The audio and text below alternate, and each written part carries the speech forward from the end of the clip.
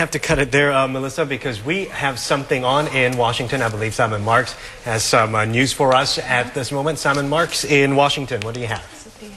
Timothy, very much the news that we have been waiting months to report. The television networks here in the United States, on the stroke of 11 o'clock in the evening here, midday Singapore, Hong Kong time, have declared that Barack Obama has been elected the next president of the United States. The projection being made on the basis of the fact that the polls have now closed on the West Coast. Barack Obama and the Democrats poised to win in California, poised to win enough electoral college votes to sweep him to victory, to defeat John McCain. And this is an extraordinary moment in history. You can see the reaction of the crowd there in Grant Park in Chicago, where Barack Obama's supporters are gathered.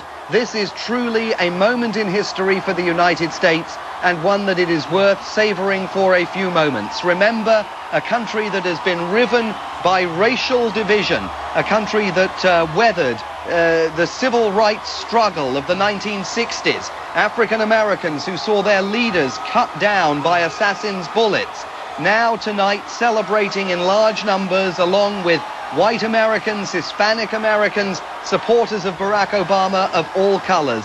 This an extraordinary political achievement by a man who back in the year 2000 couldn't even gain access to the Democratic Party convention. He was so little known at that point as a community organizer in the city of Chicago. Tonight, he has won the keys to the Oval Office. He will succeed George W. Bush as president. Again, Barack Obama now formally being projected by the country's television networks as the 44th president of the United States. He will be sworn into office here in Washington, D.C. at the stroke of noon on January the 20th, 2009. He now has an opportunity, obviously, to come and address his supporters there. We're going to try and cross to my colleague Nathan King in Chicago in a little while. I'm hoping we're going to try and make contact with Nathan, although whether he can actually hear us over the noise of the crowd remains to be seen. We'll go to him as soon as we're able. But Barack Obama now has the opportunity to go and address his supporters as the president-elect of the United States. He has the opportunity to put his cabinet together, and he has the opportunity to take over from George W. Bush. And there's going to be a very interesting transition period that now gets underway here, particularly in light of the economic difficulties that the United States and the wider world continue to face. As you know, George Bush has called world leaders to Washington for a summit meeting on November the 15th at the White House. Highly likely that Barack Obama, the president-elect, and his economic team will, I think, be invited to participate in some degree. Deep plans had already been made by both the Obama team and also President Bush and his top lieutenants for a handover, for a transition. The Bush team, of course, wasn't necessarily preparing to hand over to Obama. They were preparing a transition under any circumstances. Now they know that they will be handing power over to Barack Obama, who is being formally declared the president-elect by the country's television networks. That absolutely does it as far as this election is concerned. There is no question that that is the outcome of this election. I don't see this call being retracted by any of the networks. As we've told you for the past several hours here on Channel News Asia, it was just becoming increasingly difficult for John McCain mathematically to beat Barack Obama in the Electoral College. And Barack Obama now has won what I think we're going to see by the end of the night is a very convincing victory over John McCain, the Republican contender for the presidency. Michelle Obama, his wife, will of course become the country's first African-American First Lady. She has attracted a good deal of support on the campaign trail, much beloved by supporters of Barack Obama, and you can see them there in Grant Park in Illinois, celebrating vocally, and I suspect that just as you see them giddy with excitement in Chicago, there must also be some fairly glum scenes among the faces gathered at the Biltmore Hotel in Phoenix, Arizona, where Senator John McCain, his wife Cindy, the governor of Alaska, Sarah Palin, and her husband Todd had been gathered to watch these election results come in. I'm not sure if we can go to Nathan King yet in Chicago. We'll try and get to Nathan just as soon as we can for some reaction on the ground from there.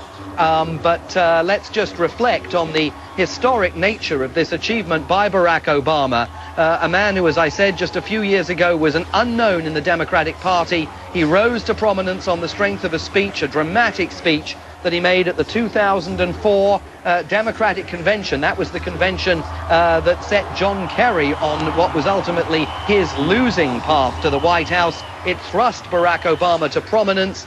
This first-term senator from Illinois used much of the past 2 or 3 years to chart a course to this moment, the moment at which he can rightfully lay claim to the presidency of the United States. I suspect before long we will see Barack Obama and his wife Michelle. They will want to come and address their supporters at Grant Park in Chicago. We'll also hear a concession speech from John McCain, who will undoubtedly be flanked by his wife Cindy, and I'm sure also by Governor Sarah Palin of Alaska. Looking forward perhaps also to seeing Joe Biden on the stage with Barack Obama. Joe Biden, who will become the country's next vice president, succeeding Dick Cheney in the vice presidency, and bringing to the vice presidency a wealth of foreign policy experience, as you know. Barack Obama had been accused by his opponents, some of them Democrats. Remember that Hillary Clinton advertisement from earlier in the year when she said that Barack Obama couldn't be trusted to answer the telephone in the White House if it rang at 3 o'clock in the morning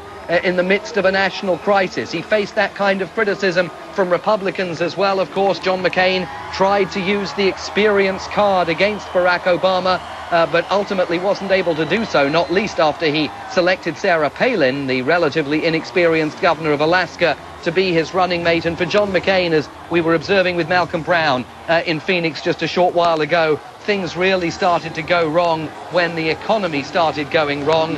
For John McCain, that was the point at which really I think it's fair to say that this election was lost. It was the point at which Obama won this election. I think we can now go to my colleague Steve Mort in Florida. We're still waiting for the results from Florida, but Steve is attending what we now know, of course, is an Obama victory party in Florida. How's the mood there, Steve, after the news was relayed to the celebrants where you are? Hi there, Simon. Certainly a major roar came up when the projection for the Obama victory came through. A huge party here. There must be several thousand people crammed into a little plaza in downtown Orlando where the Orange County Democratic Party is having its celebrations here. Every time Barack Obama has won a large race, there's been a furious reaction from everybody here. And certainly very much a party atmosphere, a different kind of atmosphere just across town at the Orlando Republican Party event, where really things are much more somber. But this is a night of partying for Obama supporters here in Florida, even though I don't believe we have a firm projection on this state. Certainly the race as a whole, a matter of celebration here. Steve, let's just reflect a little bit on the scale of the achievement. I mean, you and I observed in Florida when we were together there a couple of weeks ago the size of Obama's organization on the ground, and it was seen nationally as well. Obama sending staff members and volunteers to parts of Florida and parts of the country where political campaigns in the past had never traditionally organized. Well, it's quite difficult to hear you, but I think you're asking about the ground game here in Florida and the get out the vote effort across the state. Certainly the Obama campaign has orchestrated an unprecedented get out the vote campaign across Florida. Usually the Republican Party manages to get out the vote much more effectively here, which is why Florida has been a reliably red state, especially over the last 2 years. But certainly this time, as you and I, Simon, as you toured Florida anecdotally saw, there are hundreds and hundreds of Obama campaign offices around the state. They've mobilized tens of thousands of people to try and get out the vote. And really that's what they're relying on when it comes to these major states. It's not just Florida, it's Ohio, it's Pennsylvania, it's Indiana, all those major states. It's really the get out the vote effort, which is turning those states that were red for President Bush now to blue for Barack Obama. All right, let's go from Steve Mort in Florida to Nathan King, who is there at the scene of these live pictures in Grant Park, Illinois. And Nathan, I can only imagine what must have happened 10 minutes ago when the television networks projected that Barack Obama has won this election. Yeah, the whole of Grant Field has erupted. It is a sea of star-spangled banners, flags waving. The Obama campaign, several senior staffers just below me here, literally fell to their knees and started sobbing. Linda Douglas, one of them. Quite incredible scenes. Obama staffers jumping into the crowd, hugging, laughing. They knew this was coming, but the fact, this moment when it was announced, was just an explosion of pure joy, pure relief. Remember, this has been a 2-year campaign for some of these people, and the fact that it came so quickly. You know, Virginia was called, then the West Coast called. It took him over the top, and there was absolute jubilation. I saw Oprah Winfrey screaming her head off at the corner of our camera shot position here. Quite incredible scenes here in Chicago, and the real anticipation now building for who is now President-elect Obama, the 44th president, the first black president of the United States, will come to here and give his first speech, having been voted into the White House. Nathan King at Grant Park in Chicago, Illinois, waiting to see the President-elect of the United States, Barack Obama. We'll be checking back with Nathan in a moment. The projection of Barack Obama as the winner of this election came on the stroke of 11 o'clock in the evening here on the east coast of the United States, just as the polls closed in California out on the west coast. That is where we find my colleague Rachel Silverman. She is in the city of San Francisco tonight. And Rachel, you have obviously been watching developments over the course of the past 3 hours. It must have been quite difficult for many Californians who were still going to the polls, even as all the indications were that, to all intents and purposes, this election was over. Well, Simon, you know, I think here the feeling was a feeling of history in the making pretty much all day. And even though there were still people waiting in line to vote when the election was called, these people still wanted to come in and put in their ballots. People were snapping pictures of each other, were bringing their children to the polls all day long, just for that feeling that that history was indeed being made. And as you know, California being such a Democratic state, many people had gone to the polls even before today, and there was the prediction that California would certainly go for Obama, but people wanted to come and put in their ballot anyway. Rachel, let me ask you, as someone who was born in the United States and has spent the best part of your life living in the United States, although you and I have spent quite a bit of time traveling around the world, I mean, put this into historical perspective for people internationally. Talk a little bit about the nature of Barack Obama's achievement when one looks back to the kind of America that you were witnessing back in the 1960s and 70s. I mean, I grew up in the southern part of the United States where we had segregated schools. White people and black people didn't ride together on public transportation. I never thought I would see the day when a black man would seriously be taken even as a candidate for president of the United States. And when the election was called today, it brought tears to many people's eyes. You know, less than 150 years ago, slavery, this was a country where black people were slaves. And to think that our new leader is a black man is quite an astonishing thing. Absolutely. Rachel Silverman in San Francisco. While you were on the air there, Rachel, we saw a glimpse of the Reverend Jesse Jackson, the man who was with, one of the men who was with Martin Luther King when Martin Luther King was assassinated in Memphis. What a night it must be for him. We heard Nathan King in Chicago talking about seeing Oprah Winfrey celebrating Barack Obama's victory. But it's important to note that this is a victory that is being marked not just by African Americans. It's being marked, as you can see from the faces in the crowd there in Chicago, by Americans of all colors, many of whom have supported Barack Obama from the moment at which his political aspirations became apparent immediately after that Democratic Party convention back in 2004. I think we can now go to my colleague Malcolm Brown, who is covering what we can now definitively say is the losing camp, John McCain's camp, the Republicans. Malcolm at the Biltmore Hotel in Phoenix, Arizona. And Malcolm, give us a sense of the mood there. It must have turned very glum very quickly. Absolutely. It turned on a dime, partly because of the fact that relatively positive news had been fed to the crowd for much of the evening. The mood was pretty upbeat, as I've been reporting. Plenty of music, bands, country music bands, and every time there was a positive John McCain result, that was announced to the crowd, and in terms of Barack Obama victory. So all of a sudden, the crowd sort of woke up to the fact that it was all over, and the atmosphere changed on a dime.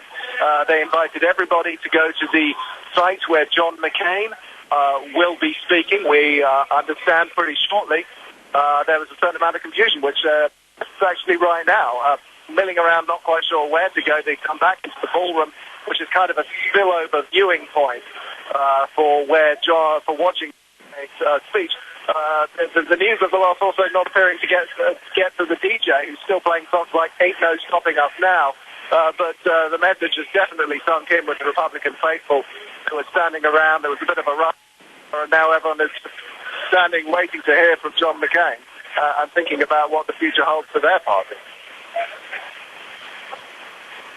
Line with us from Arizona. We're going to try and go back to Nathan King, who is in the thick of the action at Grant Park in Chicago, waiting for Barack Obama to come out. Nathan, we saw pictures a short while ago of the Reverend Jesse Jackson. You were saying that you were standing pretty close to Oprah Winfrey. Give us a sense of the atmosphere there now, 17 minutes after Barack Obama was declared the next president of the United States. Well, I could say it would calm down a bit, but it would still mean the atmosphere here is absolutely euphoric. We're seeing people literally pile into the VIP enclosure in front of where Barack Obama will make his speech. There are film stars here, there are politicians, there are big donors. They're all hugging each other, slapping each other on the back, waving their Obama T-shirts, waving the stars and stripes, and just really anticipating what is going to come. I've seen some hardened politicians, Jesse Jackson included, right now in front of us, crying his eyes out, literally, like kids. You know, this is a moment in history where the little kid and the sentimentality seems to be coming out in everyone. You know, the campaign was based on something called hope, something called change. Cynical amongst us might call those woolly, but it does feel that this whole park has been infected with those feelings right now, that America will take a very different direction. And the crowd is roaring now because they say John McCain is just about to concede. Yes, indeed, Nathan. Let's go back to the Biltmore Hotel in Arizona. There's Senator John McCain addressing his supporters. Here comes the concession speech.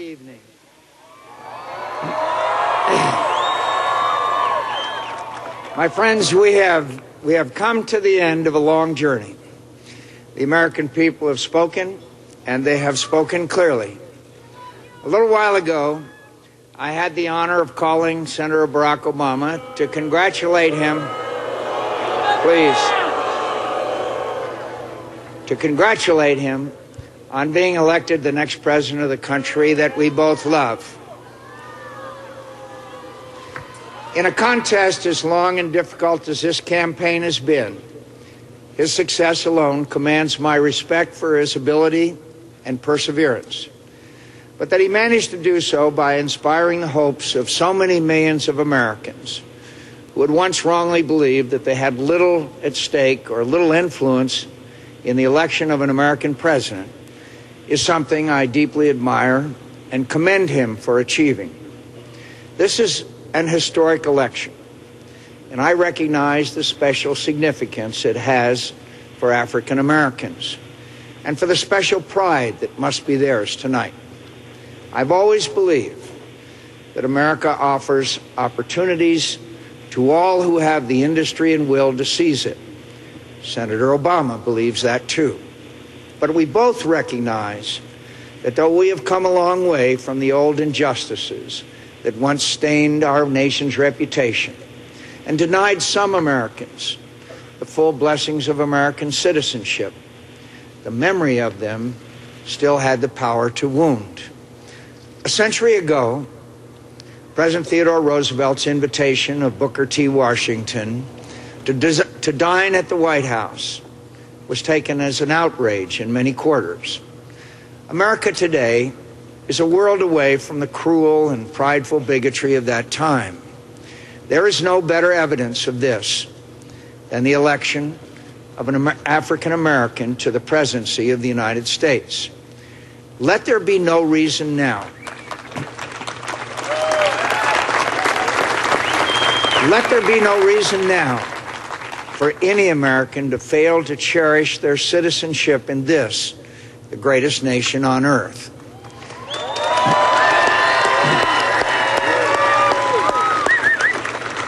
Senator Obama has achieved a great thing for himself and for his country. I applaud him for it and offer him my sincere sympathy that his beloved grandmother did not live to see this day. Though our faith assures us she is at rest in the presence of her Creator, and so very proud of the good man she helped raise. Senator Obama and I have had and argued our differences, and he has prevailed. No doubt many of those differences remain. These are difficult times for our country, and I pledge to him tonight to do all in my power to help him lead us through the many challenges we face. I urge all Americans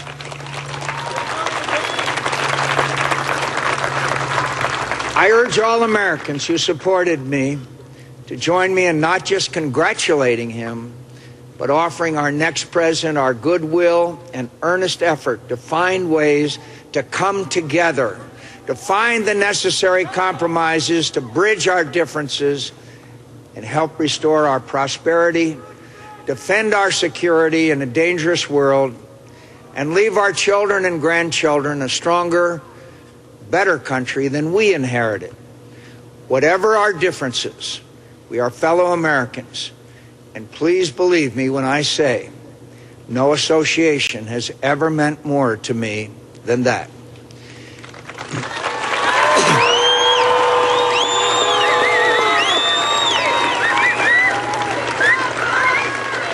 It is natural.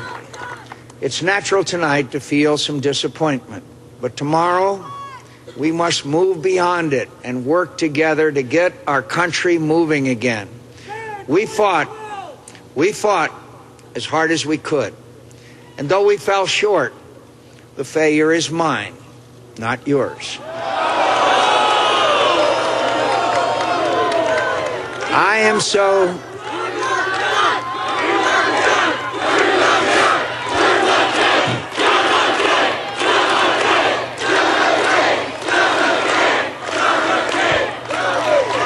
am so deeply grateful to all of you for the great honor of your support and for all you have done for me. I wish the outcome had been different, my friends. The road was a difficult one from the outset, but your support and friendship never wavered. I cannot adequately express how deeply indebted I am to you. I'm especially grateful to my wife, Cindy, my children, my dear mother,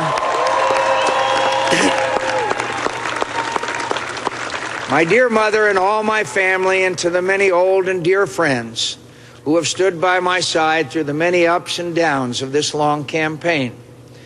I have always been a fortunate man, and never more so, for the love and encouragement you have given me. You know, campaigns are often harder on a candidate's family than on the candidate, and that's been true in this campaign. All I can offer in compensation is my love and gratitude and the promise of more peaceful years ahead. I am also, of course, very thankful to Governor Sarah Palin, one of the best campaigners I have ever seen.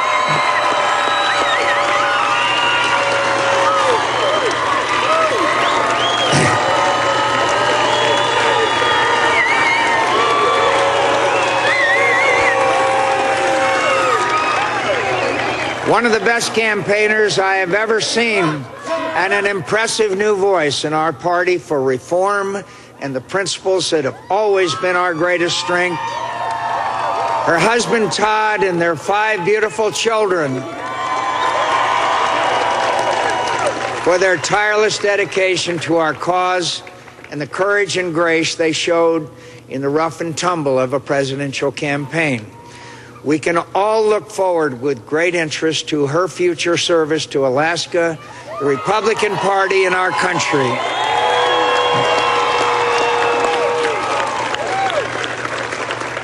To all my campaign comrades, from Rick Davis and Steve Schmidt and Mark Salter, to every last volunteer who fought so hard and valiantly, month after month, in what at times seemed to be the most challenged campaign in modern times, thank you so much. A lost election will never mean more to me than the privilege of your faith and friendship. I don't know what more we could have done to try to win this election. I'll leave that to others to determine. Every candidate makes mistakes, and I'm sure I made my share of them. But I won't spend a moment of the future regretting what might have been. This campaign was and will remain the great honor of my life. And my heart is filled with nothing but gratitude for the experience, and to the American people for giving me a fair hearing before deciding that Senator Obama and my old friend Senator Joe Biden should have the honor of leading us for the next 4 years. Please, please. I would not be an American worthy of the name should I regret a fate that has allowed me the extraordinary privilege of serving this country for a half a century. Today, I was a candidate for the highest office in the country I love so much. And tonight, I remain her servant. That is blessing enough for anyone, and I thank the people of Arizona for it.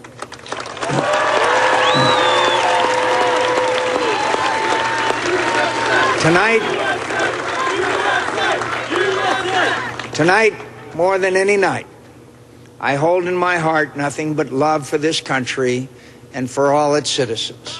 Whether they supported me or Senator Obama, I wish Godspeed to the man who was my former opponent and will be my president.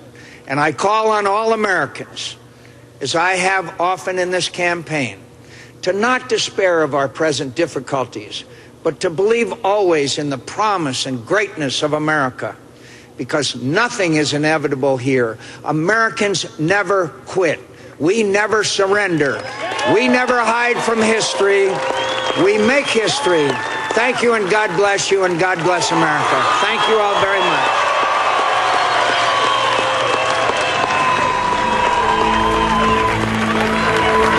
There you see Sarah Palin, the governor of Alaska, and her husband Todd.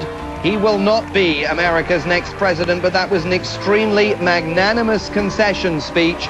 Frankly, a glimpse of the old John McCain, the John McCain we saw at the start of this political campaign. One's reminded, listening to that speech, how quickly the rhetoric of a political campaign evaporates once the votes are counted, and how much candidates are able to return to their true characters. John McCain paying tribute to Barack Obama's historic achievement, saying that Barack Obama had inspired the hopes of millions of Americans who once believed that there was little at stake for them in the American political process. He also described this election campaign that he had waged as the most challenged campaign of modern times, a clear indication that John McCain recognizes that he was really up against it in this race against Barack Obama, not just faced with an incumbent president from his own party, George W. Bush, with record low approval ratings, but in the latter stages of the campaign faced also with an economy that was suddenly going in a very negative direction very quickly. It all added up to an historic victory declared exactly 30 minutes ago here in the United States for Barack Obama. I want to go to Malcolm Brown, my colleague who is there in Phoenix. He's just watched John McCain make that concession speech. And Malcolm, the reaction of the crowd to that speech, describe it for us and also give us your sense of what John McCain said to his supporters there.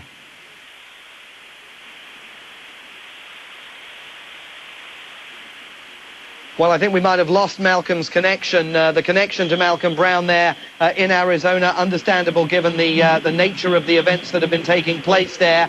Malcolm was reporting to us a little bit earlier in the evening that there had been a relative slowness to accept that John McCain was in fact on the brink of losing this election, but that ultimately the atmosphere there turned on a dime once the polls closed in California on the West Coast and the television networks here declared Barack Obama the winner. We're waiting for Barack Obama to address his supporters in Grant Park in Chicago. We'll go to that live as soon as we see the President-elect of the United States for what will undoubtedly be a quite extraordinary piece of oratory from the man who stands poised to assume the mantle of power here in this country in January of 2009. But for the moment, let me turn it over to my colleague Nina Vergas and her panel of guests who can now formally react to the result of the election. Yes, indeed, Simon. After that very gracious speech by John McCain, I have to ask my two guests right now, Misha and John, your reactions. How do you feel right now? Well, I think as an American, you always feel proud when we have an election that's peaceful, that's regular, in which people vote, in which the issues of the day are debated. I think John McCain actually put it quite eloquently when he said in his concession that all Americans can cherish their citizenship tonight because we have once again gone through this process as a people exercising our sovereign right. That said, the election's over and governing begins, and that raises a whole different set of issues and different set of skills and demands now on President-elect Obama, as well as the congressional victors, and that's something I'm sure we'll talk about in a second, but I know John wants to get in with his thoughts. Yeah, John, you voted yourself this morning in Maryland. Did you have a sense that this is how it was going to turn out? I thought so. The voter turnout was very heavy. I arrived when the polls opened, and I waited an hour and a half before I was able to cast my ballot. I had never done that before in any election, at least in the state of Maryland over the past 20 years. But to sort of look back a little bit further, when it was declared that Barack Obama had won the election, it made me think back to when I was a child. I was 11 years old when Martin Luther King was assassinated. I remember race riots and great racial division. There were riots in the city just south of me, about 5 miles away. And I never thought in my lifetime that there would be a black American ever elected as president of the United States. Until 2004, at the Democratic National Convention, I thought that hearing then a state assemblyman, state senator from Chicago, running for senator and giving a very eloquent keynote address. What I thought, maybe this might be the first gentleman who could be elected president of the United States, African American, but I didn't think that that would ever happen till about 2016. His ascendancy to the presidency is nothing short of remarkable. And is that something that you think will open the door for more minority presidents in the U.S.? Undoubtedly, the demographics. We're, predominantly white, but by 2050, Caucasians will be in the minority in the United States, and so it's unquestioned that over the decades we will see more minority faces who will be in the majority by mid-century. Misha, I have to ask you this. As the finger-pointing begins, what do you think the Republicans will now look at as the big failures of the McCain campaign to win this election? Well, first of all, I hope the finger-pointing is fairly limited. I mean, there's governing that needs to be done. And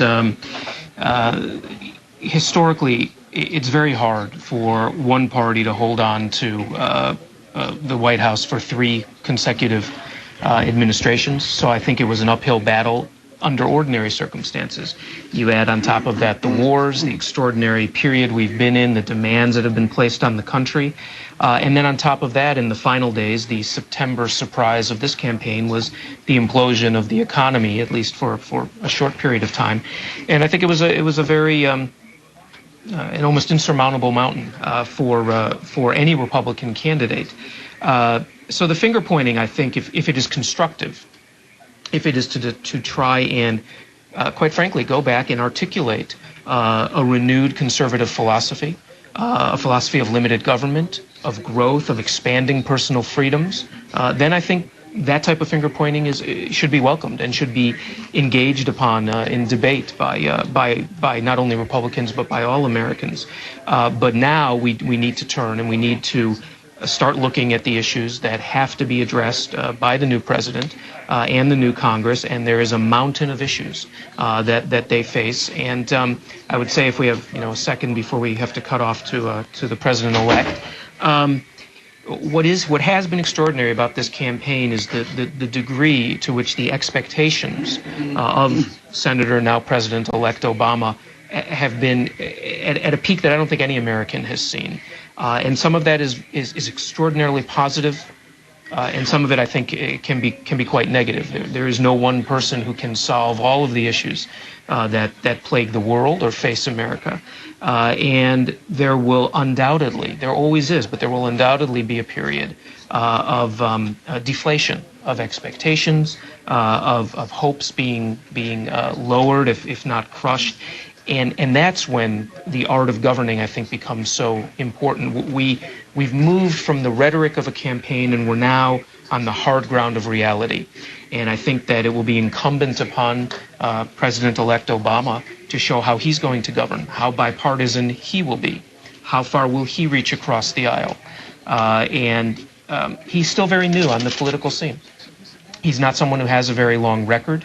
There were many issues that did not get really well covered in this campaign, but all of that doesn't matter, because the responsibility is his, the decisions will be his, and the judgment of the people and of history will now be on him.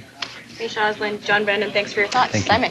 Nina, thank you very much indeed. Let me tell you that while you've been having that discussion, we've received word that the President of the United States, the current President of the United States, George W. Bush, has put out a statement congratulating Senator Obama, a very magnanimous statement, sending congratulations on behalf of himself and the First Lady of the United States, Laura Bush, promising a smooth transition, saying that he intends to work closely with President-elect Obama in the 77 days that will now unfold before President-elect Obama, we have to call him President-elect Obama now, takes the oath of office on the 20th of January 2009. And the statement ends with the suggestion that for now you should go enjoy yourself. George W. Bush perhaps knowing what life in office is all about. We're also told that a large rally of Obama supporters is taking place right outside the White House. We've actually just dispatched my colleague Daniel Ryntjes to the White House. We're going to try and cross to him by telephone in a little while to set the scene outside the White House. I'm bound to say that in my experience here,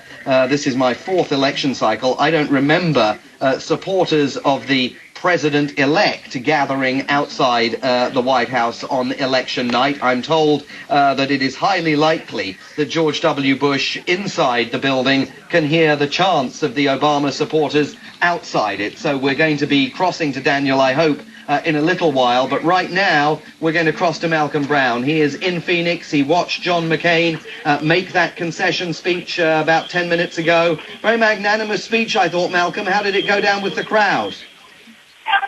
Pretty well for the most part. I think it was an extremely generous, well-pitched speech, and for the most part, it was received in that spirit by the crowd. Respectfully, there was polite applause, a very small flattering of booing at some stage, which John McCain jumped on. So I think it went as graciously as one could expect, and he really set it in the extraordinary historical context of an African-American winning the White House, and he understood that from the get-go. That was the very first thing that he said, the first topic that he addressed. He mentioned the special significance that this win would have for African-Americans, put it in the context of America's long and troubled past when it comes to race, before doing what all good concession speeches do, which is inviting the country and its defeated parties to support the president, the incoming president, as he addresses the problems that must be addressed. He also, Malcolm, I noticed, promised his family more peaceful times lying ahead. Perhaps a hint there that John McCain's own political career might be slowly reaching a close. He's obviously had a glorious career in the Senate. He has not won the keys to the Oval Office. One wonders what lies ahead for him, and indeed what lies ahead now for Sarah Palin, his running mate. Well, that's right. He's 72 years old. It's hard to imagine him making another run for president, even if he wanted to. There's also the issue of what happens to his Arizona seat. I haven't had a chance to check where that stands in the last hour or so, given the weight of events that were bearing down on us. But it was certainly close enough that it wasn't a given that he would hold the seat. So there's a question mark about whether or not he will stay in the U.S. Senate. So definitely a question mark over what he's achieved. He sounded pretty happy with his life, in fact, to date. And did sound like a man who was looking forward to spending more time with his family. And briefly, Malcolm, what's the scene there now? Is everybody just going home? Is there any sense of a party? Is everybody just packed it in? No, there's long and orderly lines waiting for luxury coaches that are pulling up outside the ballroom. There are some people still milling around, chatting, buying some drinks from the bar. But yeah, generally speaking, this is dissolving in an orderly and quiet way. All right, Malcolm Brown in Phoenix, thanks very much indeed for that. The observant among you may have noticed a few moments ago my colleague Daniel Ryntjes racing out of the office behind me and heading down to the White House. One of our advantages here in Washington, D.C. is the White House is about 6 blocks away, and I gather that he has now arrived at the White House and is on the line from there, where, Daniel, I understand some Obama supporters have gathered right outside the front of what is currently George Bush's house, but won't be for much longer. That's right. It seems to me to have been a spontaneous outburst. There was no planned celebration here outside the White House, but it's certainly happening. Hundreds and hundreds of young people have come out here. They're high-fiving each other. They are taking photos of each other in front of this White House. This to mark the moment in history that they were there in front of the White House when the first black president basically was elected in the United States.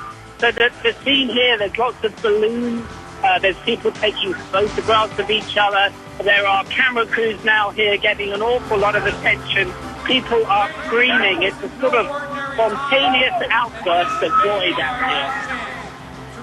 All right, Daniel Ryntjes at the White House, thank you very much indeed. Let's take you now straight to Chicago, to Grant Park. My colleague Nathan King, he's been there reporting all night. We can now see him live and in the flesh from Chicago, where he and the rest of the world is waiting to hear from the President-elect Barack Obama. And Nathan, give us a sense of the anticipation. No, I think we can't actually go to Nathan right now. We'll try and cross back to him in a little while. We seem to have lost that connection to Chicago. We are waiting for the President-elect to address his supporters at Grant Park. Daniel Ryntjes at the White House, if you're still on the line with me, give me a sense of what's happening there. Are these supporters now of Barack Obama planning to stay there? And I was hearing one report earlier that suggested George W. Bush would definitely be able to hear them inside the White House. Do you think that's true? Oh, indeed, it must be the case. The sense of the volume of the screaming and yelping of joy. People are on the phones to their friends saying, you wouldn't believe it, I'm actually outside the White House now. There are camera crews who come down here, and every minute I speak to you, probably another 200 people are joining the crowd. This is a moment that I've never seen in front of the White House. Normally it's a placid place, but this is turning into a major party for young Democrat supporters here. They've got balloons, they've got banners, they're high-fiving each other. This is an incredible scene. I've never seen anything like this in front of the White House before, and it's not going to stop. Yes, indeed, I think this celebration is going to go on for a long time, and it keeps on growing. And Dan, you're saying the celebration's growing down there. What about security? I mean, given that this is something of a surprise, certainly to us here, is there any indication of security preparations having been made to deal with a sizable crowd descending on the home that will, on January the 20th, become Barack Obama's? Well, Simon, I've got to be honest with you and say that it doesn't appear that there is an awful lot of security down here. There are police personnel keeping people on the pavement right in front of the gate of the White House here. But apart from that, there's not a huge security presence. And I think this is a reflection of the fact that I don't think the authorities here thought this was going to be a spontaneous point in which a party, a celebration was going to happen. But clearly people here are coming out of the pub, coming out of their homes and saying, we want to be here. And I think there's a sense here of people thinking that this is like taking back the White House. And as I speak, there's a huge group of people coming in now chanting USA. So a lot of this is about pride. There's no sense of this crowd getting out of order. It's a very spontaneous, very joyful experience down here. People are milling around, talking to people they've never met before. And this is the sort of scene that you don't often see in a rather subdued Washington, D.C. Absolutely. Dan Ryntjes down at the White House. Thanks very much. Perhaps we'll see you back here in the office in a little while. We are waiting for Barack Obama to address a crowd there in Chicago that you may have noticed a few moments ago includes a euphoric Oprah Winfrey. She threw her endorsement behind Barack Obama early on in the course of this election campaign. It's hard to know just how many American voters take their cue from Oprah Winfrey, but certainly her endorsement cannot have hurt Barack Obama. We also saw a particularly emotional image of the Reverend Jesse Jackson, tears streaming down his face in Grant Park. He too waiting to hear, along with the rest of the country and the world, from the president-elect, a man who will discover on the 21st of January 2009, his first day in office, that governing can be a difficult thing. And one question that still remains to be answered is what kind of a Congress he will be dealing with. Just how large a Democratic majority will he enjoy in the Senate and the House of Representatives? Because remember that in addition to the presidential election, there is a congressional election today, the entire House of Representatives and 1/3 of the Senate up for grabs. The Democrats hoping to extend their control of both chambers. So let's find out how they're getting on with my colleague Ollie Barrett here in the newsroom. He's been monitoring the congressional races for us. Ollie. Yeah, Simon, the Democrats have extended their majority in the House of Representatives. They've picked up at least 4 Senate seats we know of from the Republicans so far this evening. The magic number the Democrats were looking for in the Senate was 60 out of the 100 seats. That would give them essentially a filibuster-proof majority in the Senate, make an incredibly powerful majority there for who we now know will be a Democratic president. They're not quite there yet, but they're getting there. And if the Democrats can increase their grip on the Senate at a time when a president is elected with a strong mandate from the American people, and at a time when more Democrats are elected to the House of Representatives as well, it looks like a pretty powerful liberal coalition arriving in Washington January next year. Simon, back to you. I mean, it really does, Ollie. It does. At a time of economic crisis, a president who potentially is going to be facing some pretty difficult issues to try and deal with, he may suddenly find himself facing a very pliant Congress. That has to be news, I would think, that is warming the cockles of Barack Obama's heart this evening. It absolutely must be. He knows he can get things done now when he takes over in the White House. He will have the backing of the House of Representatives as well as the Senate. And it may be that the American people designed it exactly this way. The approval ratings for politicians in Washington have been incredibly low in recent years. The do-nothing Congress, it's become known. Maybe the American people have decided to elect one party to take control and get some things done, especially at such a precarious time, as you say, for the U.S. economy, Simon. Ollie, thank you very much indeed. While we wait for Barack Obama, let me bring Nina Vergas and our guests, John Brandon from the Asia Foundation and also Misha Oslin from the American Enterprise Institute back in. I understand that Barack Obama is arriving in Grant Park now, so we'll hopefully be hearing from him in the not-too-distant future. You and Nina have been talking all night as Asia analysts. I actually want to ask you a question as Americans. How do you guys feel tonight? as Misha said before, I think many Americans feel this way. John McCain gave a very gracious concession speech, and he talked that regardless of any differences, and those differences are bound to arise again in debate, but done in a peaceful way, that we will have to work together as Americans to address the enormous problems that our country is facing. As an American, I'm very proud of the process, and I think most Americans feel the way that I do. You know, John, we heard John McCain say earlier that he admires Barack Obama's ability to inspire. Do you think that is what led him to this win? Was it the audacity of hope that so many people were talking about? Yes, when you look at Barack Obama, you look at his life, raised by a single parent, living abroad for a while, but because the educational opportunity wasn't viewed as strong enough to go back and live with his grandparents, where they moved from Kansas to Hawaii to give him the best life possible, and to be able to attend the best schools. He was not a person of privilege, and I think he relates very much to many ordinary Americans. And I think he has inspired a tremendous amount of hope in the past 2 years that he has campaigned. Do you agree, Misha? I think there's no question but that he is one of the most talented politicians in this or quite frankly any other generation. As John mentioned before, I'm from Illinois, so I've unlike most Americans have watched him a little bit longer, but in 2004 he was an unknown state senator. That speech put him on the map. For someone who had never run a national level campaign and in fact had only run one real statewide campaign, which was for senator, he had an amazing organization. He made no mistakes. He kept himself calm and cool and collected throughout all of it.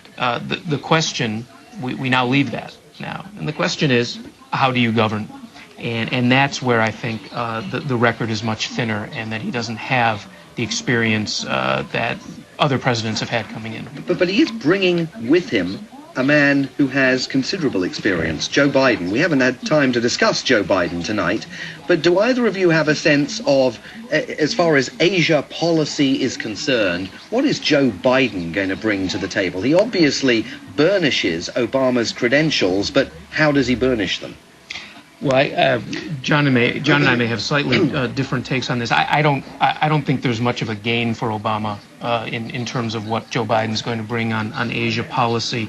He has not been a standout in terms of helping guide foreign policy or form foreign policy for the Democratic Party. He's very much been a domestically oriented politician, and I think that.